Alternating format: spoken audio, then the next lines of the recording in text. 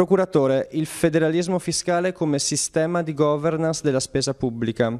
Questo è il tema centrale del convegno del 21 ottobre a Venezia, organizzato dalla sezione veneta della Corte dei Conti.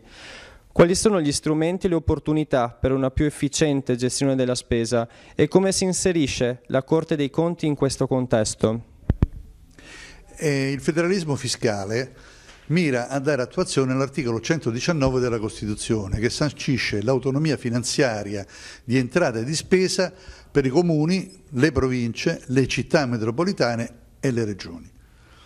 Con gli 8 decreti attuativi già in vigore, il processo di attuazione del federalismo coinvolge tutte le istituzioni del Paese ed impone, ai fini del corretto impiego delle risorse pubbliche, un principio di coerenza fra la gestione in senso federale dell'economia, gli obiettivi di finanza pubblica e i vincoli che discendono dall'appartenenza all'Unione Europea.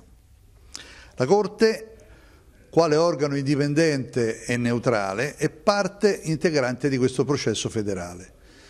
Infatti la Costituzione attribuisce alla Corte dei Conti compiti di controllo e referto come funzione di ausilio al Parlamento, garantendo nel tempo stesso l'indipendenza dal Governo. La giurisprudenza della stessa Corte Costituzionale affida alla Corte un controllo dichiaratamente finalizzato ad assicurare, in vista della tutela dell'unità economica della Repubblica e del coordinamento della finanza pubblica, la sana gestione finanziaria degli enti locali, nonché il rispetto da parte di questi ultimi del patto di stabilità interno e del vincolo in materia di indebitamento posto dall'ultimo comma dell'articolo 119 della Costituzione.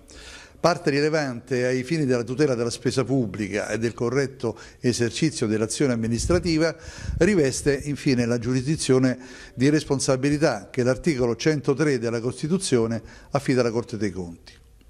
Il decentramento che da tempo ha visto realizzata l'istituzione delle sezioni giurisdizionali delle procure regionali in ogni regione del territorio nazionale risponde in modo efficace e concreto alle istanze poste dal federalismo.